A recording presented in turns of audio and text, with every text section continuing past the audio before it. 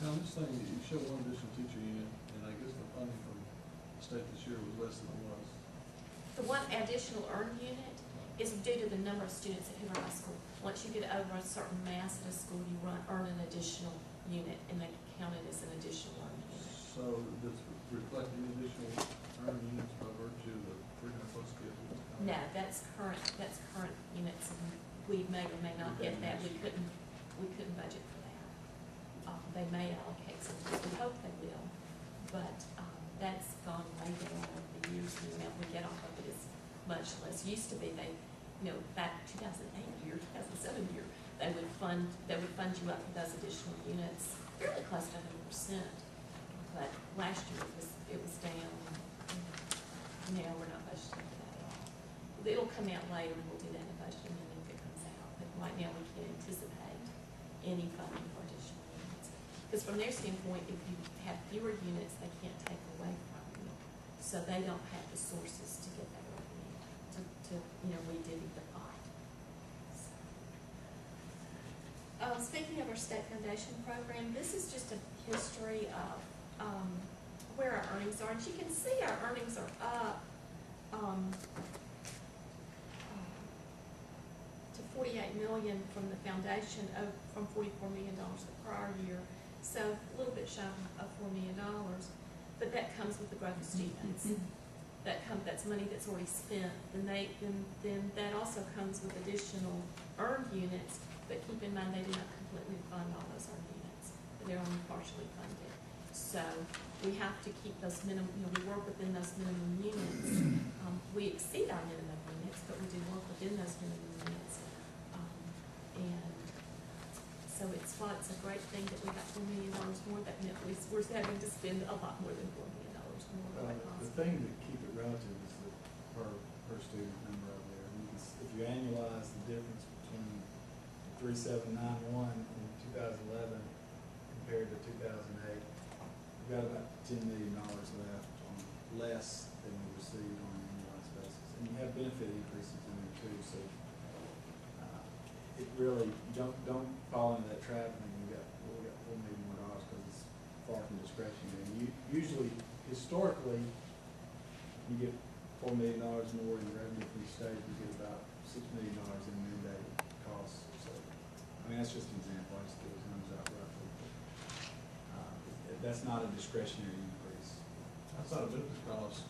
Is a lot that's reflected in the change of the advisor, funding advisor. That's what I'm saying. Yeah, they didn't. I don't think they changed it this year. Yeah, Talked a lot about it. the state's formulary didn't change. But that's their formulary to determine how much you receive, how many units you run. And they wound up not changing that. Kathy, I have a question.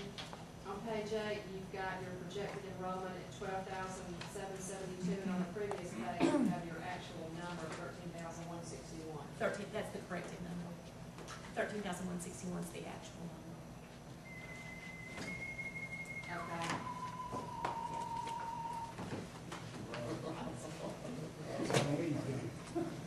Wow, that's cool.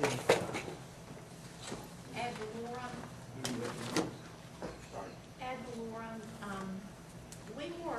we were up, we were down, here you go, this year, $164,000 is my estimate for 2010 is correct. Which was, it surprised me. I thought we'd go down more than that. That's why I'm still worried about the next year, because I know sometimes it's going to look into the equation. There's too many houses selling for much less than what they originally were purchased for, so that can only equate to eventually a reduction in the valuation for ad valorem. The timing as to when, I don't know. In 2000, the big hit we took in ad valorem this year was really an automobile. We were down about $369,000 in ad valorem on the automobiles. I think a lot of that, and I haven't spent a lot of time working on it because I don't have a lot of control over it, is in 2009, at the end of 2009, we picked up, we had a big pickup in ad valorem receipts. And on vehicles, it comes in pretty fast from when the automobiles were purchased. And I really think that was cash flow bumpers that brought a lot of that revenue in 2009, which artificially inflated 2009 compared to 2010. past, you can see we've had a 5.4% average growth rate since we went to the annual reappraisals. And, being a doing one person after me, I budgeted ad valorem down 3%, because I think we just don't know. And, we hope I'm wrong. We hope I'm wrong in a positive way, not in that it's worse than what I thought it would be. That's what's included in the budget is a decrease of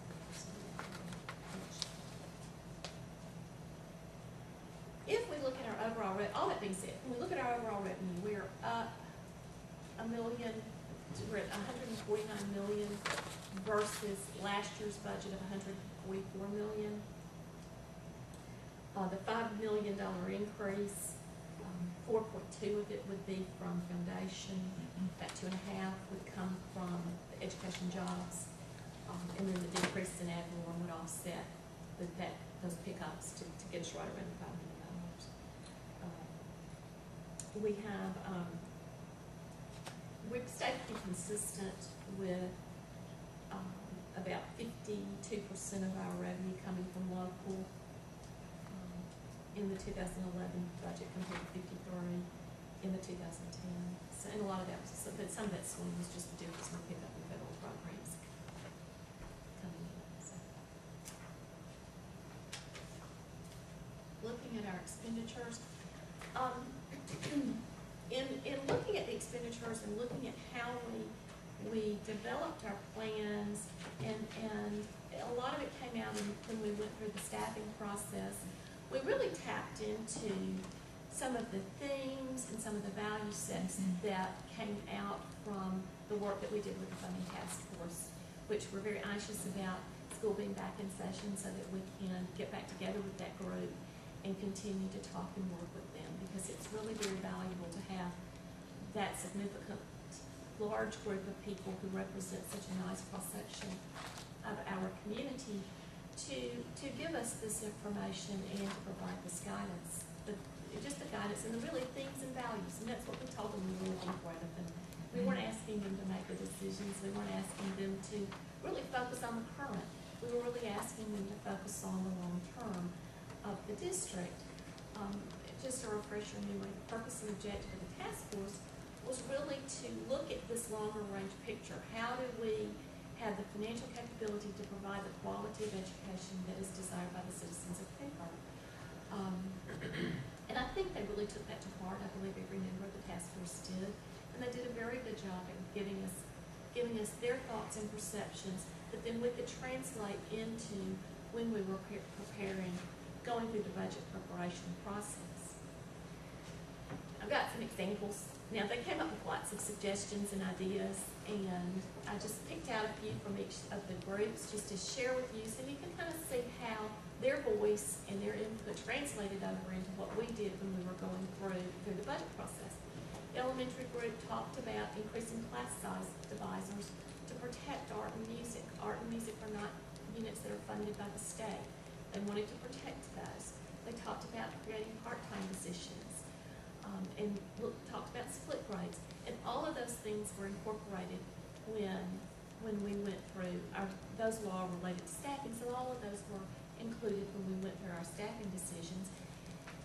And really, the thoughts of the elementary group very much paralleled the thoughts of the secondary group, and to a strong extent were supported by some of the information that we could outtakes of information from our parent survey about our parents valuing the breadth of offering. And they really tend to value that breadth, that preparing their children for many scenarios rather than just the basic core, even if that means sacrificing some in class size. And that's a hugely important factor when we're looking at how do we make this work. And so those are some of the things out of the elementary group that we talked about. Secondary subgroup, they came back with that same thing. They looked at teacher-student load as a way and balanced that against, and Mrs. Will's were, hooverness, protecting the hooverness of the district so that we could still offer the breadth of offering, but protect in what makes Hoover school districts. And again, part-time positions were part of it, and the flexible senior release program. All of those things were incorporated into our staffing, and then what we were doing at the high school this year by introducing that senior release, which there again frees up classroom space, gives us more capacity with the teachers. If some of those seniors are able to leave, we're not having to scramble to find classes to offer to make up their needs, and it saves us classroom space as well as teacher loads. So those were some of the things that, and recommendations that they came up with that we did incorporate in preparing the budget. The same with the administrative aides and extracurricular group. We talked about looking at assistant principals to align with SAC standards. We looked at that. I mean, we looked at many of the things that they talked about, some of the things they didn't talk about.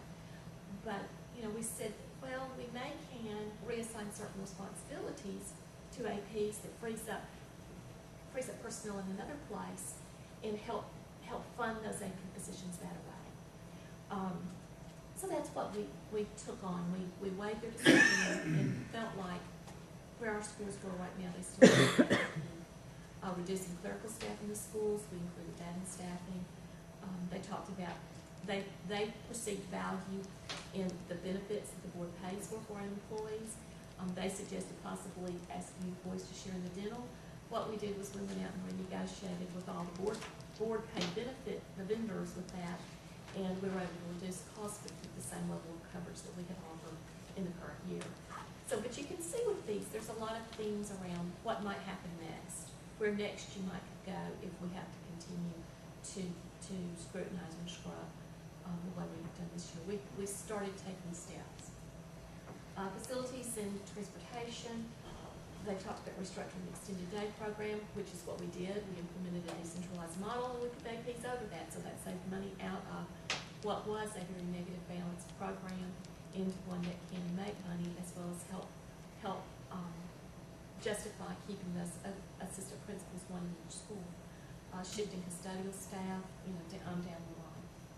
I think I'm on the right page now. The debt group, I think I missed it. Oh, that's it. Okay.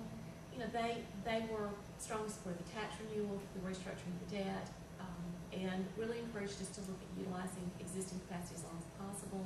There again, that adjustment to class size gives us more classroom space to utilize, as well as the senior release program improves those classroom efficiencies, which keeps us from having to look at additional classroom space. Our 2011 expenditures, after all that being said, and what came in from all the varying sources, we have a budget of $154.8 million for total expenditures. This includes all funds and all fund sources, so it also includes those fiduciary funds, which are your booster clubs, your PTOs, those funds. All that information is included in this. We are down in our expenditures $10 million from the prior year. That's a $6.1 million decrease. That's budget to budget, right? Budget to budget. The biggest decrease is in our debt service. We are down $7.2 million as a result of the